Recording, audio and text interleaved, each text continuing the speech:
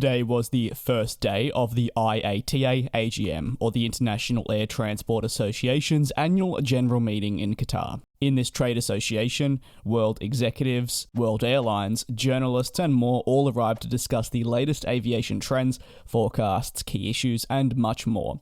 There's a new episode of the weekly DJ's Aviation podcast covering my first ever flight with American Airlines. If you're interested in hearing the in-depth 30-minute review, you can check it out on Spotify, Apple Podcasts, or any local streaming platform. Ahead of the very first day, precisely just yesterday on your regular Sunday, Qantas and Airbus signed a joint agreement worth the sum of US $200 million, an investment that, while not specifically into a new aircraft, is incredibly positive and should, if done accordingly, have more positive repercussions moving forward than negative. The investment concerns the accelerated development, but also the further establishment of a sustainable aviation fuel industry down under in Australia.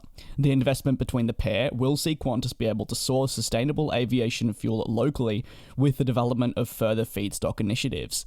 Currently, much of the production has to be done elsewhere, and Australia is a significant exporter of the goods to other locations with millions of tonnes per year.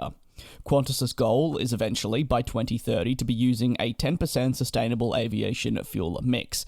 However, to do this, of course, things do need to change, especially if they want to achieve 20 million litres per year for flights headed to North American destinations of Los Angeles and San Francisco from the shores of Australia by 2025, among a couple of other goals that the airline has. The CEO of the Qantas Group, Alan Joyce, said at the IATA AGM, the use of SAF is increasingly globally as governments and industries work together to find ways to decarbonise the aviation sector. With swift action, Australia is at risk of being left behind.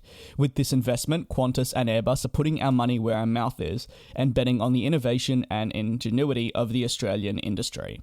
Through its most recent significant order with the European aircraft manufacturer, Qantas plans on bringing the sustainable initiatives to its newer aircraft, being that of the A321,000 in the wide-body sector, that'll fly on ultra-long-haul flights labelled as Project Sunrise, with in addition a select few narrow-body planes that are a part of Project Winton. This necessary domestic fleet renewal includes the A321XLR aircraft and, in addition, the smaller A220 at this stage.